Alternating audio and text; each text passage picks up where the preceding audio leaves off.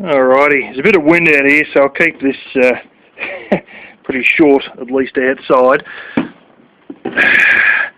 Well, Elvis, you might have that little baseball bat, but I don't think a hollow piece of aluminium really stands up to protection, but maybe a bit of cast steel actually would. That's a pipe wrench, and trust me, she's fucking heavy, and it's fucking big. Look at that next to me hand.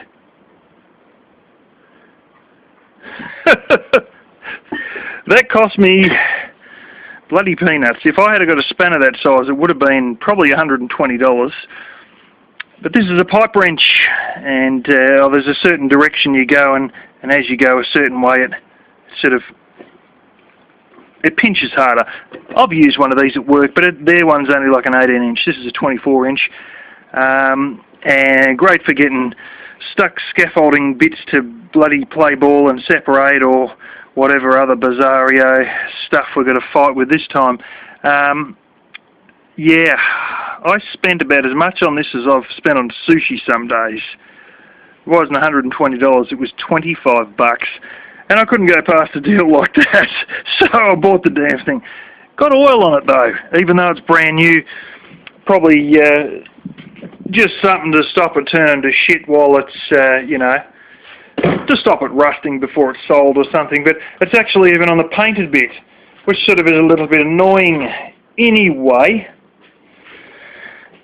I tried baby wipes on it, didn't get it off. I tried spray and wipe, like for cleaning kitchen tables, didn't get it off. So I've put some detergent on one of those, like dishwashing detergent on one of those cloths, like those little shop towel things that Coates is always using. And yeah, it seems to have got all the oil off finally. Now, I have been wanting to put reflectives on the ceiling of the van to stop any condensation problems and sort of help with warmth and stuff like that. And I've sort of been, and you'll see in some of my videos, that I'm at a bit of a loss to sort of establish how we should go about it. And then I thought of a couple of things, and this is one of these things. Double-sided foam tape, which may sound good at first, but, you know, it's like a carpetish roof, and, well, like, you know, if it all falls off of that, or the head lining starts to collapse, as it has in the wagon that I drive currently, and we're starting to in the sedan that I have been driving in previous times, then what, you know? And if this all fucks up and the adhesive isn't good enough, then what? You've got these stupid ass looking white lines on the ceiling that have still got adhesive that catches on your fucking hair but won't hold the damn reflectives up, or something stupid like that. So I've had a little bit of a hard to think about all this crap. And like every time when I have a hard to think, I always come up with a solution. And the long and short of it is that you can get adhesive-backed Velcro dots. Now, these are probably from the Chinese junk shop, and if not, I know I'll definitely find them at the hardware store. We're going to sort of work out what size Velcro is going to hook on, which means I may end up buying like 3 different brands of these things before I get one that really works well. But I can stick these little adhesive Velcro dots, and I may just well go to Dazo, which is, those of you who don't know, I've got a lot, you get a lot of different little things like this double-sided foam tape, and even those, you ever notice there's like that fluffy bit of stuff near your window on your house, like your aluminium framed window? Things like that, all these little sort of bits of trimmy, edgy, sponging, fluffy things you can get from Dazo. You can get a lot of things there. It's like the Japanese dollar store, or as we call it in Australia, $2 store. But everything there is like $2.30, and of course the quality is not really your bog standard Chinese shit. It's like really quite high. 80% of it is still made in China, but it's like Japanese grade quality. Everything just has that higher notch to it, and hopefully I might be able to go there and get a bunch of Velcro dots. Probably not, but we'll find out what ones attach best And we can stick all these Velcro dots on the reflectives, and that will hold them on the ceiling. And if it doesn't, we'll try a different brand until we get some that does, and we just keep sticking more Velcro dots on the same blasted bit of reflectives. And that's the best idea I've come up with so far. I've also thought about like a little bit of bamboo or something that goes from the handles that people, you know, they have on the ceiling to help people get in the vehicle. But yeah, I've got to find something that's like the perfect shape. So yeah, I don't know if it's really going to fly. The other thing I should tell you is today, when I was in getting propane hose, I went into another joint that I was looking at on the internet, and I got a custom mattress that I have ordered. Now, custom, it isn't truly custom, but it's definitely not standard off-the-shelf stuff you can get from a normal mattress store. And basically, this mattress is 2'5" wide by 6'2" long, and I think it's thick enough. It's definitely thick enough. I think it's 8 inches thick. It's fairly, would it be 8? I don't know. It's fairly thick. Probably about as thick as a normal mattress, but it's only 2'5" wide and 6'2" long. Now, because it's custom,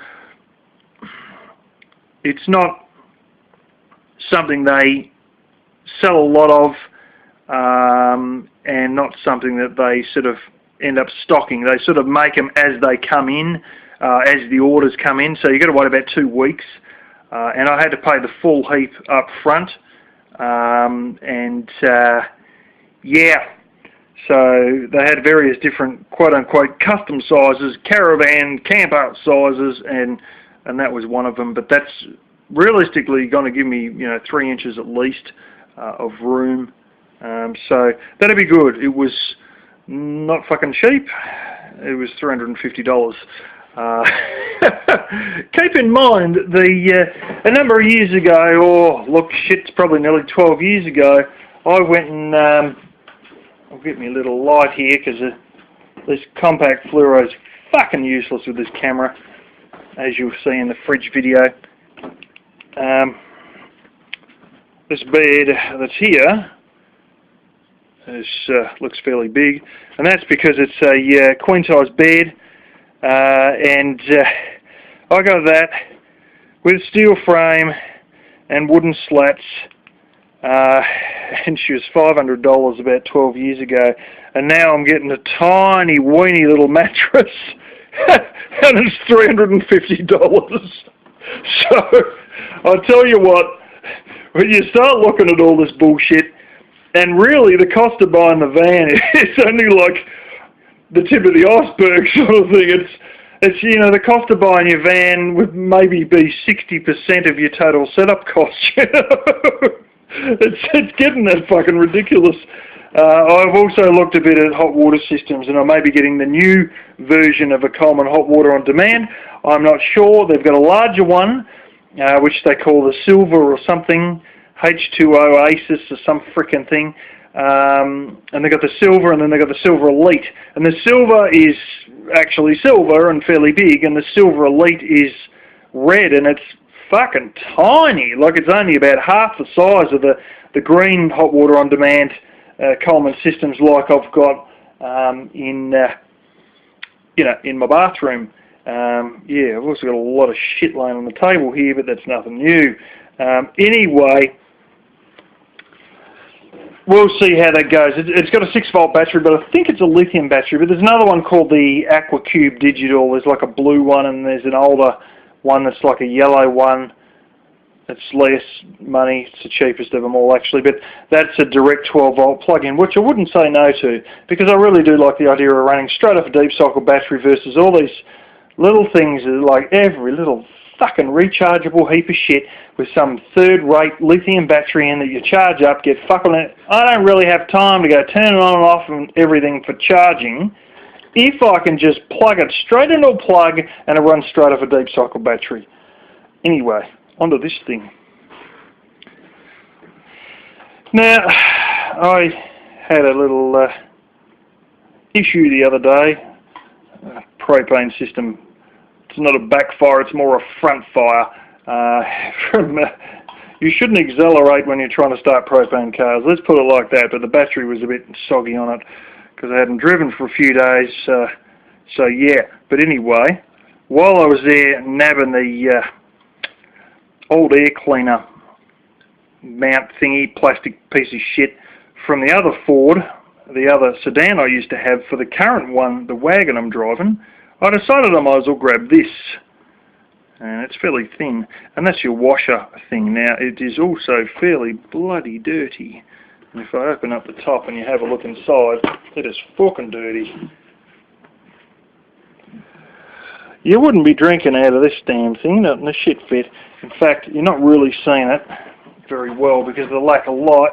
I've got a bit of light on it, and a bit of wind. So there's a bit of shit in there. Nothing I can't clean out, but I just, yeah, always wanted that foot pedal tap. So anyway, she's fairly thin. That pump's actually a Denso, which I believe it's actually a Japanese pump on the damn thing. Yeah, so you got your two screw mounts, one there, one there.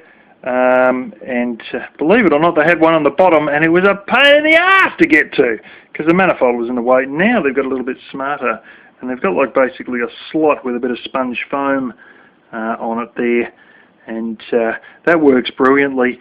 And you just have a little slot that it goes into. What's this hoodla magoo? There's your pump. What's this bullshit on the bottom? You're not going to believe it. That's a bloody level sensor. Yeah, so once you get down to sort of about third the way, you'd have a little thing come on the instrument panel, you know, in next to your speedo and all that. A little light would come on with a picture of a washer, and that was saying, you need to put more water in your washers. So you had another good 20 seconds or more worth of squirting of the washers, and then she'd just run dry. Yeah, surprise, surprise. The amount of features they got in cars that you really don't need to have, you know, talk about it. But that's, you know, it's one of these things, because it was the high-end one, you got all these stupid little bits like that you didn't really need, but they just had them anyway. So you know, I'm not joking. The only damn thing that I didn't have some sort of a level thing for, because they had another one, a level one, for the radiator. So that was sort of like in your, well, it's a pressurized overflow. It's like a radiator without a cap on the top, and then you have a reservoir that, instead of just being your overflow reservoir, is actually pressurized with the radiator cap on the reservoir, which is, turns out it's the same way they've done the Hyundai van here, which is about the only Hyundai that I've come across that's like that. But it's very common for the Fords. So even that would have a level. And then you had a low oil engine shut-off feature. The only damn thing it didn't have was power steering fluid. I'm not joking. Everything else was just automated in one way or the other, or had a little symbol for or something. And yeah. But anyway, that's sort of what I've been getting up to. And yeah, what we're...